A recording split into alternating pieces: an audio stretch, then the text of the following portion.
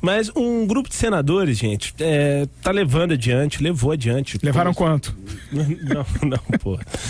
Levou adiante uma proposta para que sejam realizadas novas eleições gerais em 2 de outubro, junto com as eleições municipais. Esse é um assunto que a gente já debateu aqui no programa, seria zerar o jogo, né? Começar tudo do zero, elegendo presidente, deputados, senadores. Bem, para falar sobre esse projeto, a gente está na linha aqui com o senador João Capiberibe, que é do PSB do Amapá e que é uma das lideranças desse movimento. Senador João, boa tarde, muito obrigado por nos atender ao palanque aqui da Roquete Pinto FM. Como vai o senhor, tudo bem? Tudo bem. Eu estava acompanhando a última conversa de vocês. Parece que o conflito já se instalou aí no estúdio também, né? Bem, o conflito mas aqui é saudável, senador. O conflito aqui começa às 5h30 da tarde, vai até às 7 da noite, senador. Não tem refresco aqui. Mas... E depois, deixa eu só esclarecer. Eu nunca levei nada, a não ser muita porrada ao longo da minha vida política. Não era do senhor que falava, mas o senhor sabe bem. Eu entendo, eu sei. É só para esclarecer, né? Porque o ouvinte não deve saber quem é esse senador que está vindo aí. Senador. Boa tarde a vocês. Desculpa a brincadeira. Senador, não imagine, isso aqui é um espaço para o debate e para a descontração também, senador. Senador, a pergunta que faço é o seguinte: o Planalto, vou abrir aqui o nosso papo com essa pergunta, porque o Planalto agora admite as eleições gerais, né? As novas eleições, depois de tanto não admitir. 2 perguntas numa. É tarde demais para o Planalto abraçar esse projeto? E que projeto é esse? O que os senhores pleiteiam? É zerar o jogo, começar tudo de novo? É só presidente da República? Como é que é? Eu acho que é uma cena de despedida da Dilma, né?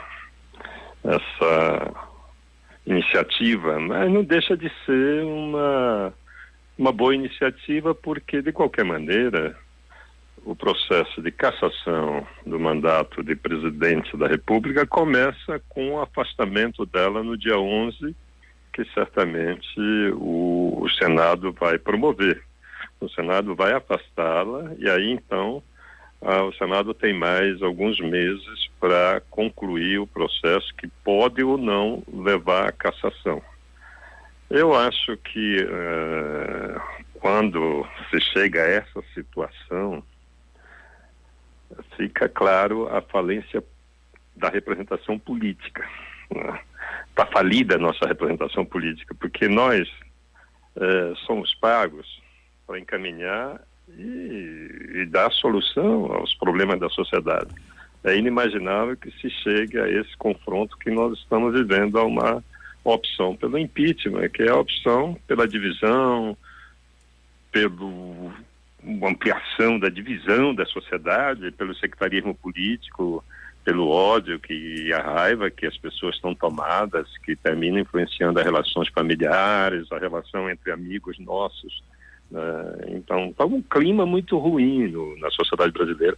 E isso é a responsabilidade da representação política. Então, a presidente sabe que vai ser afastada e, com esse gesto, pelo menos um gesto de humildade ao longo desse tempo todo, de dizer, olha, reconheço, estou disposta a não continuar brigando, vou baixar as armas e estou sugerindo aí que se chame a uma eleição para resolver essa questão, porque a crise, as pessoas não têm uma dimensão exata da gravidade da crise. Eu acho que a representação política, eu vejo no Senado e na Câmara, não me parece que a representação política está tendo uma ideia muito clara da dimensão da crise. Ela vai se agravar ao longo desse ano todo, independente do que possa acontecer. Sim.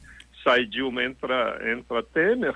Então, mas senador... não estanca a crise. Senador Marcos Faustini, tudo bem? Boa noite. Tudo bem. Prazer falar com o senhor. Imaginando esse cenário, eu acho que o senhor está com completa razão de que a crise ela tende a se aprofundar. Digamos que aconteça o impeachment agora, em junho o presidente Temer vai viajar para representar o Brasil fora, Cunha assume a presidência. Como é que o senhor que lançou a lei da transparência, como é que o senhor vê esse momento de uma pessoa como Cunha, diante de tantas evidências, tantas manifestações, se tornar, mesmo que de maneira interina, o presidente do Brasil? Olha, isso é uma inversão total de valores, né? Nós estamos invertendo, nós estamos colocando os desonestos, não é, no lugar das pessoas que deveriam ser escolhidas por critérios muito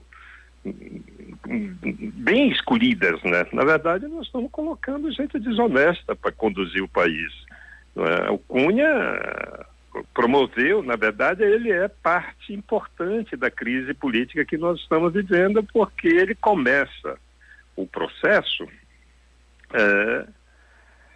com uma vendetta, né? Ele começa o processo para se vingar do PT, do Partido dos Trabalhadores, né? Que também não é fluxicheira e que é um dos maiores sócios dessa crise, o PT, o PMDB. Na verdade, o Cunha, a possibilidade não só de assumir a presidência da República, eu vou um pouco mais longe. Eu acho que pela esperteza desse cidadão sem escrúpulo, né, me parece que o objetivo dele é ir mais longe, porque ele tem nas mãos várias denúncias muito semelhantes, não é, que ele tramitou contra a Dilma. Sim. Ele tem denúncias contra o vice-presidente Michel Temer.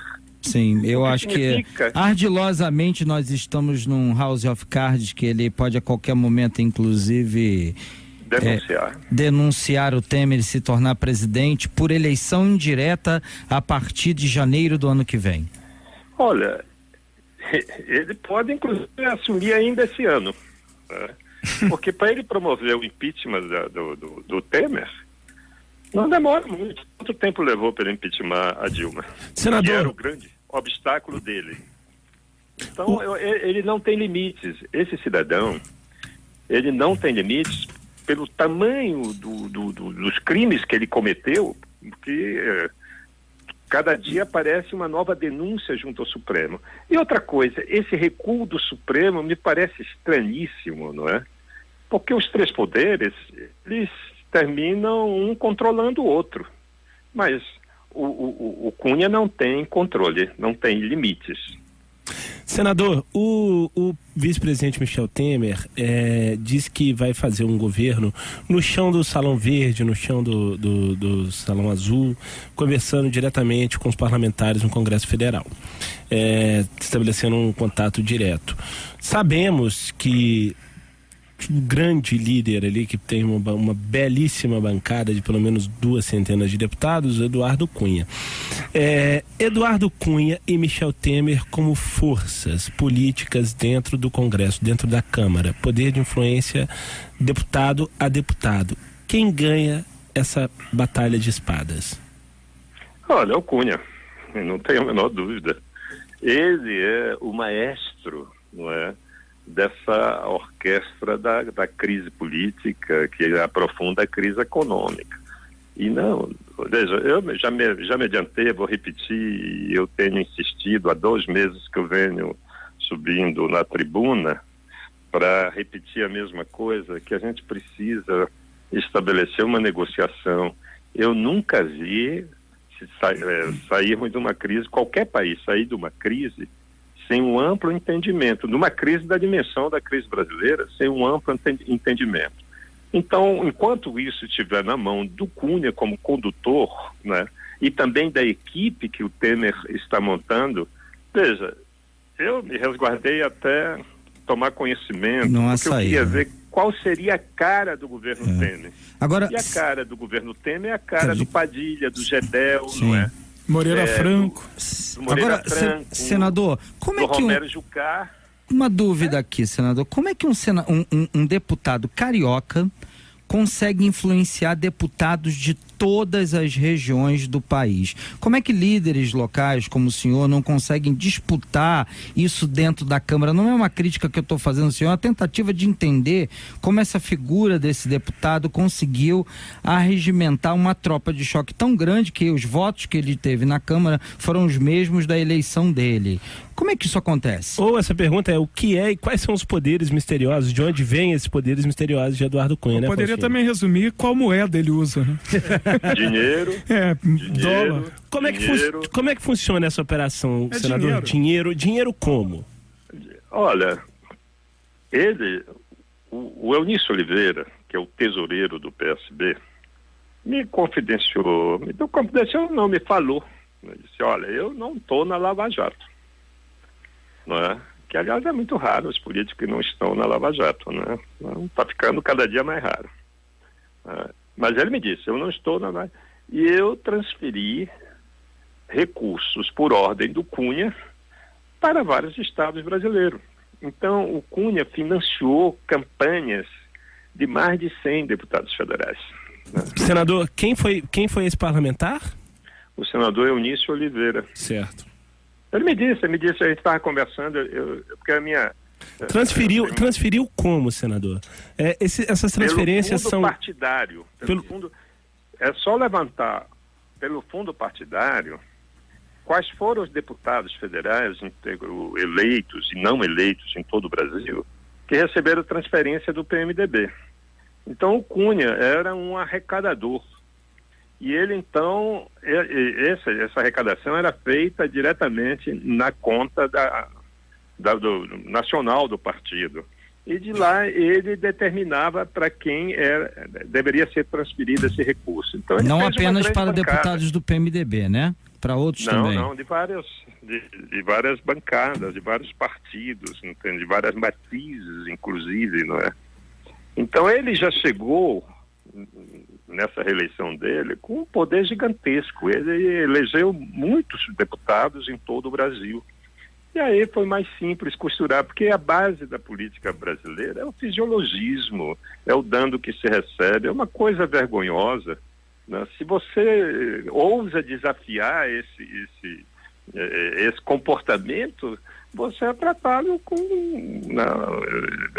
você é excluído totalmente, você é olhado, né, de uma maneira como se você fosse o desonesto, como se você fosse o cidadão perigoso que coloca em risco a sociedade. Quer dizer, há, de fato, o entendimento de que esse é o comportamento, o fisiologismo, não é, a influência do poder econômico é que é determinante. Esse é o comportamento que deve ser seguido. Infelizmente, essa é a realidade que nós estamos vivendo na política brasileira.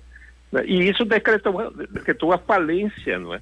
Você vê a disfarçatez dos deputados federais votando pela família, pelo neto, enfim, até pela contra a corrupção. Aí no outro dia o marido da deputada ela é ouvida, né? Porque ela apela a Deus contra a corrupção. No outro dia o marido dela é preso pela Polícia Federal, né? Senador? Chegamos ao fundo do poço. Senador, eu falando em fundo do poço, eu queria fazer uma pergunta para o senhor, não sei se o senhor tem já uma visão sobre isso, mas o senhor, como um socialista histórico, eu queria saber o que o senhor pensa da aliança aqui no Rio de Janeiro do Partido Socialista Brasileiro com um fundamentalista evangélico para concorrer à prefeitura. Olha, o partido... Só explicando... Um minutinho, senador, só para explicar para o ouvinte, o socialista nesse caso é o senador Romário e o fundamentalista chamado pelo Tony como fundamentalista evangélico, sim. É o senador Marcelo Crivella. Eu comentei com o senador Romário porque a expectativa é de que ele fosse o candidato a prefeito do PSB. E ele me disse que ele não vai apoiar, né, que ele não vai ser vice de ninguém, que ele vai ser o candidato. Ele me disse isso a semana passada. Mas, de qualquer maneira, eu acho que a falta de... Nada mais diferencia os nossos partidos. Não tem mais aquela diferença ideológica de condução e de princípio político entre os partidos. Né? São muito semelhantes e isso é muito desagradável não é, para quem é militante político, quem tem um comprometimento coletivo, não é? É extremamente desagradável conviver com essa salada, não é, complicada, político-ideológica dos nossos partidos hoje. Eu tenho uma certa dificuldade, não é, inclusive dentro do meu próprio partido, eu tenho marcado a minha posição dentro do partido, não é, diferenciada, e isso, claro, cria, de certa forma, um mal-estar, não é? E termina inibindo a militância, não é? Porque o jovem, quando entra no partido, ele entra acreditando nas ideias, nas propostas de construção de uma sociedade melhor, de uma sociedade mais justa, de um Brasil mais generoso com os brasileiros, né? Aí, de repente, se depara, né, com umas alianças, né, complicadas. Mas Romário me disse que ele continua candidato a prefeito. Né? Vamos crer no baixinho, então.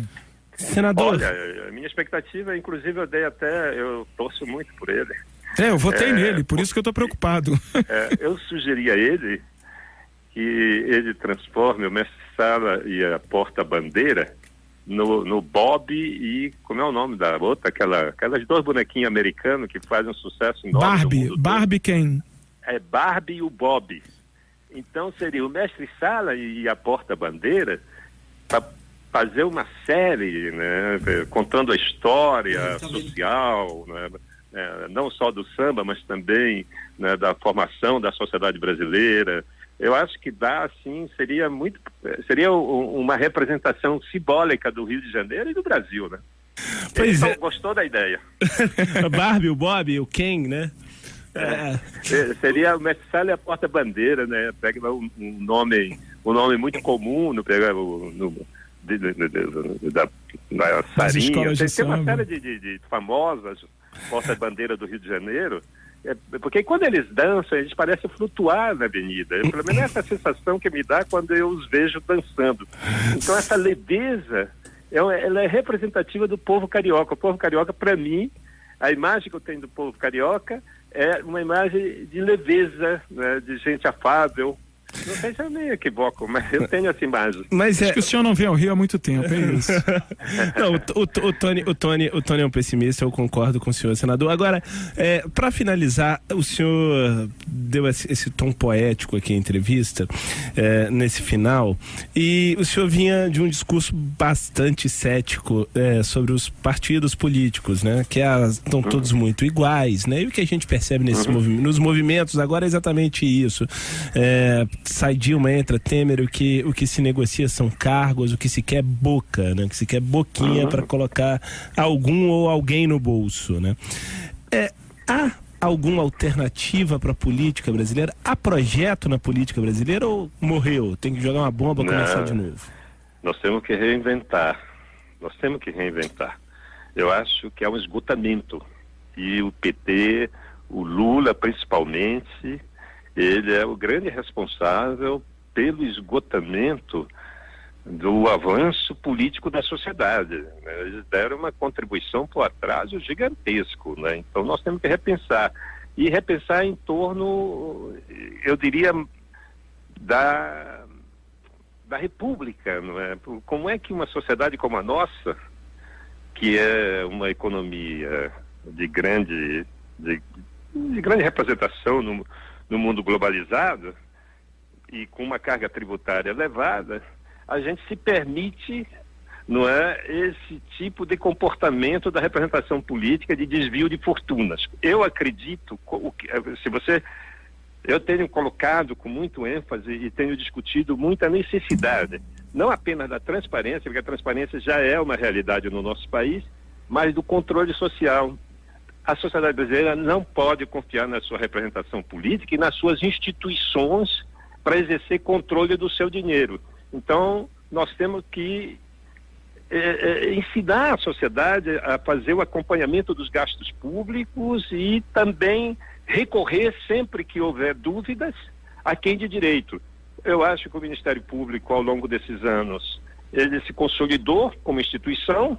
Agora a sociedade precisa recorrer a ele, não é? Acionar permanentemente o Ministério Público e pressioná-lo para que ele haja e defenda o interesse coletivo, defenda o interesse da sociedade. Eu acho que as redes sociais, essa comunicação horizontal, ela nos permite, digamos, construir uma saída política através da democracia direta.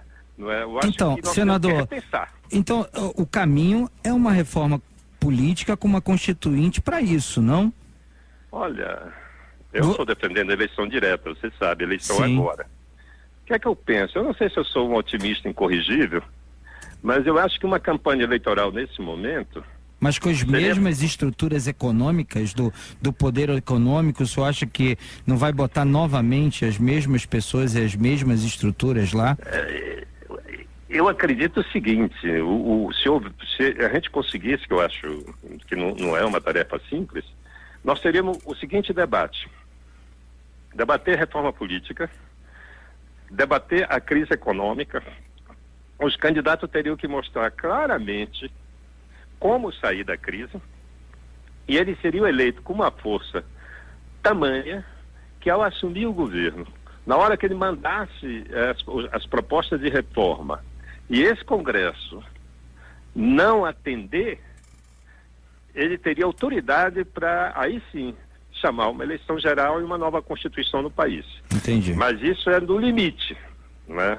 A crise vai avançar, talvez a gente consiga realmente, pelo avanço da crise, dos conflitos, porque o impeachment vai criar vitoriosos e derrotados. Esses não vão sentar na mesa. Nós vamos trabalhar para que eles sentem na mesa, não é? Para que eles se entendam. A atitude da Dilma, essa atitude de mandar uma proposta para encurtar o mandato dela, vai colocar o Temer de contra a parede, não é? Ele vai ter que dar explicações por que ele não aceita.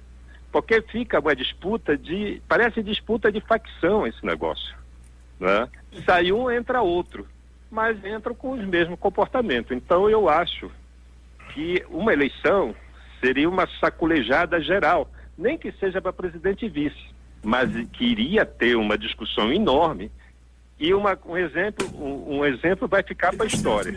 Ninguém daqui para frente vai poder fazer o que a Dilma fez. Mentir no seu programa de governo, dizer que vai fazer uma coisa, quando assume, engaveta o programa e se desmoraliza, mergulha na impopularidade e termina afastada pelo Congresso. Isso é para servir de exemplo. Quem mentir daqui para frente pode pagar um preço que a Dilma está pagando hoje. Por um Brasil mais verdadeiro, senador Capiberibe, muito obrigado pela sua participação. Já deixo desde já o convite estendido ao senhor para a gente debater mais Brasil aqui nesse programa. Eu estou à disposição. O senhor é muito bem-vindo e a conversa com o senhor foi bastante franca e esclarecedora. Muito obrigado, senador. Muito obrigado, Capia. senador. Valeu, senador. Abraço. Um grande abraço. Boa tarde. Obrigado.